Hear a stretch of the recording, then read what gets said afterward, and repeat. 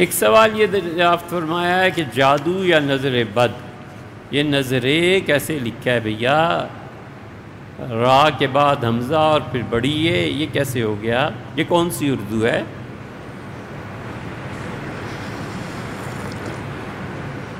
ہم سب کو مل کے اپنی زبان کی حفاظت کرنی ہے۔ زبانوں سے کلچر آتا ہے، زبانوں سے تہذیب جنم لیتی ہے۔ جو جس زبان کو پڑھنا زیادہ شروع کر دیتا ہے نا، آہستہ آہستہ اگر وہ اوائڈ نہ کرے اور نہ وہ چکنا ہو تو زبان اپنے ساتھ کلچر بھی لے آتی، پھر کلچر میں رنگ جاتا ہے اور اس کی پھر زد پڑتی ہے جا کر تربیت پہ۔ یہ کوئی چھوٹی سی چیز نہیں ہے کہ زبان آدمی نہ سیکھے اور نہ سکھائے۔ اس لیے یہ نظر بد غلط بات ہے بھئی۔ جادو اور نظر بد کا اثر کسی انسان پہ پھر غلط لکھ دیا۔ کسی انسان پہ ہونے کے لیے جنات یا شیاطین کا عمل دخل ہوتا ہے؟ بالکل ہوتا ہے۔ جنات کی بھی نظر لگ جاتی ہے، انسانوں کی بھی نظر لگ جاتی ہے، جانوروں کی نظر لگ جاتی ہے۔ جادو کے ذریعے اصل مسئلہ یہ ہے کہ جادو ہے یا نہیں۔ معتزلہ اور روافض اہل تشیع جادو کے قائل نہیں ہیں، ہم اہل السنہ جادو کے قائل ہیں۔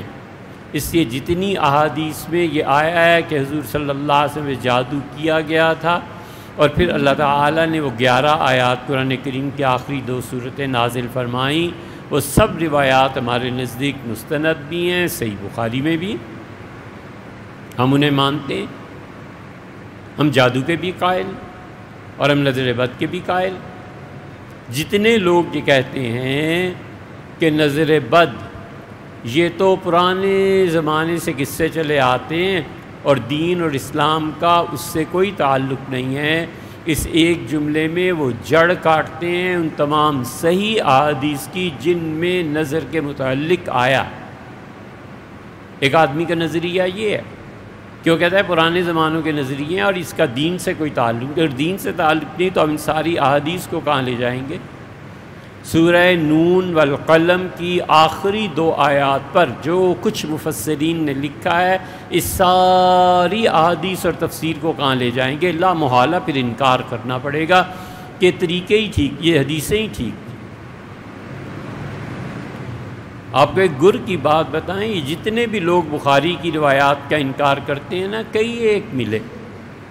ہم نے کہا امام بخاری رحمۃ اللہ علیہ کو چھوڑ دو یار۔ امام بخاری رحمۃ اللہ علیہ تو 3ری صدی کے آغاز کے آدمی۔ امام بخاری رحمۃ اللہ نے کہا میں یہ حدیث روایت کرتا ہوں فلاں سے، وہ کہتا ہے میں امام مالک سے روایت کرتا ہوں۔ بخاری کو کلیئر کر دو، اگلے راوی کو امام مالک پہ آ جاؤ۔ امام مالک آئے ہیں نا یہاں، امام مالک رحمۃ اللہ علیہ کہتے ہیں کہ نظر لگتی ہے۔ امام مالک رحمۃ اللہ علیہ، مالک کی نفی کرو کہ امام مالک رحمۃ اللہ علیہ جھوٹے تھے، یہ ثابت کرو۔ امام مالک رحمۃ اللہ علیہ تبع تابعین میں سے تھے۔ عبداللہ ابن مسعود رضی اللہ عنہ کا گھر ان کے دادا نے خرید لیا تھا اور ابن مسعود رضی اللہ عنہ تشریف لے گئے تھے کوفہ سیدنا عمر رضی اللہ عنہ کے کہے پہ، اور پھر ابن مسعود رضی اللہ عنہ آئے ہیں اور اس وقت خوارج کے اثرات بہت تھے۔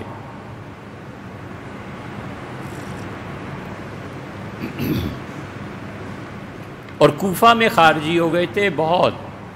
انہوں نے کہا کہ عثمان رضی اللہ عنہ کے خلاف بغاوت کرے۔ مصر سے وہ چلا تھا دوسرا گروہ، انہوں نے بھی کہا بغاوت کریں، وہ پہنچ گئے مدینہ منورہ۔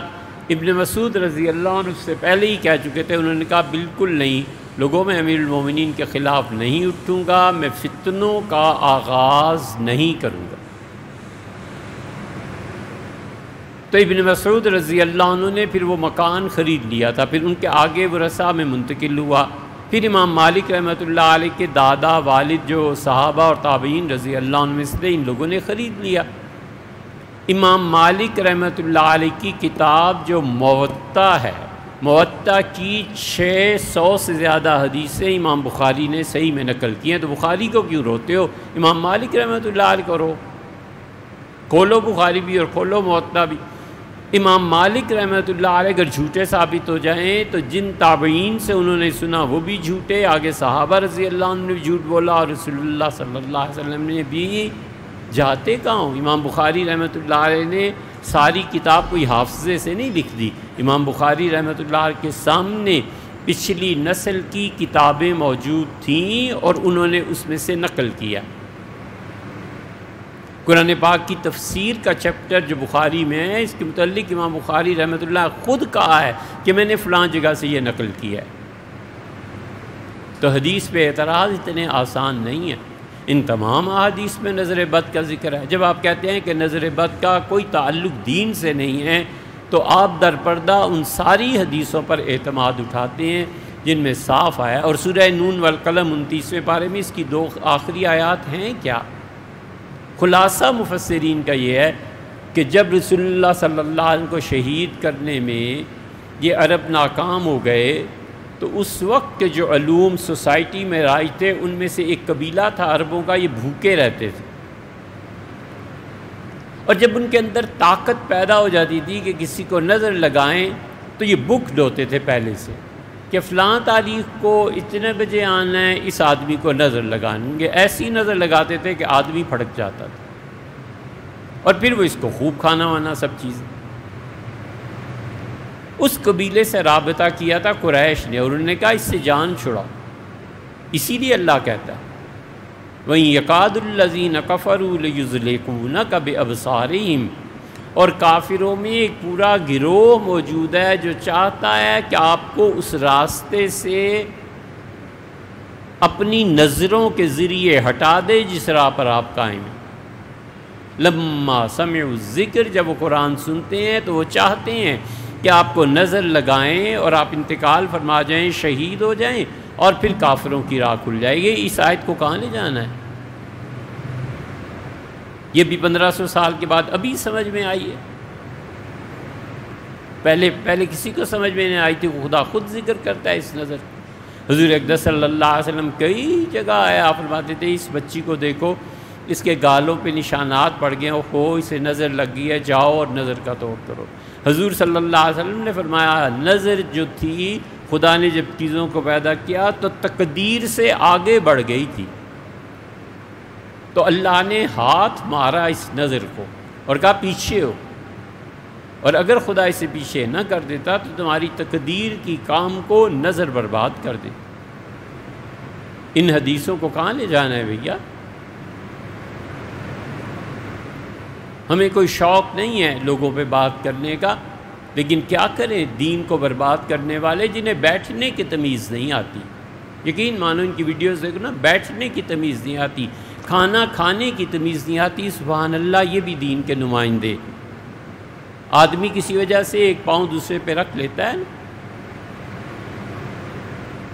پاؤں جلتے ہیں زمین پہ رکھتے ہوئے، پانی ہوتا ہے، کبھی عادتاً ایک پاؤں پہ دوسرے پاؤں کو چڑھا لیتا ہے۔ ان کو بیٹھنا دیکھو نا، مثلاً اللہ معاف فرمائے، اللہ معاف فرمائے، یہاں آفتاب صاحب تشریف فرمائیں، یوں جو پاؤں کو رکھوں تو یہ پاؤں آفتاب صاحب کی طرف نہیں ہو رہا، ان کی ذلت نہیں ہو رہی، تو کس کی توہین ہو رہی ہے؟ یہ پاؤں پہ پاؤں چڑھا کے بیٹھ کے دین بیان کر رہے ہوتے ہیں، ہم کہتے ہیں یا اللہ اسے بیٹھنے تک کی تمیز نہیں ہے کہ کس صحافی کی طرف تمہارا پاؤں ہو رہا ہے، جوتا دکھا رہے ہو، کیا کر رہے ہو؟ یہ تمیز نہیں بیٹھنے کی، اور وہ دین کا ترجمان۔ بالکل اثر ہوتا ہے بھیا، یہ ویڈیوز دیکھنا نا، تمہیں پتہ چلے گا کہ یہ ہاتھوں سے اشارے کیسے کرتے ہیں اور یہ بیٹھتے کیسے ہیں، کوئی باڈی لینگویج نام کی کوئی چیز ہے، اسی سے جہالت ٹپک رہی ہوتی ہے، یہ تمیز نہیں ہے۔ ان اثرات کا کسی انسان پہ جاننے کے لیے پھر غلط لکھ دی بھیا۔ انسان کے سامنے حاضر ہوئے بغیر عامل حضرات بتا دیتے ہیں مریض اس کی والدہ کے نام کے ذریعے، کیا اس میں کچھ صداقت ہے؟ بھیا بالکل اس میں صداقت ہے، یہ جادو کی اقسام میں سے ہے۔ جادو جب ہم نے پڑھا تھا اساتذہ سے تو ہم پہلے سوچتے رہتے تھے، بولتے اس لیے نہیں تھے کہ پتہ نہیں اصل کیا ہے، کیوں آدمی خام خواہ ایسی بات کہے جو حقیقت پہ مبنی نہ ہو، لیکن جب جادو کو پڑھا تو احساس ہوا کہ واقعی اس میں یقیناً اس میں اثرات ہوتے ہیں، جادو ہوتا ہے، انسانوں کے بالوں پہ ہوتا ہے۔ والدہ کا نام پتہ چل جائے تو اس کا ایک اور طریقہ ہے۔ ہندو کیسے جادو کرتے ہیں وہ ایک الگ طریقہ ہے، ایرانی جادو کیسے کرتے ہیں وہ ایک الگ طریقہ ہے۔ ہندو اس میں جو ماہر ہیں وہ جادو کے ذریعے انسانوں کے دل اور رجحانات تک کو پھیر دیتے ہیں۔ ہندوؤں کا جادو دنیا میں مشہور ہے۔ یہ سب ہوتا ہے اور اللہ سے پناہ مانگتے رہنا چاہیے۔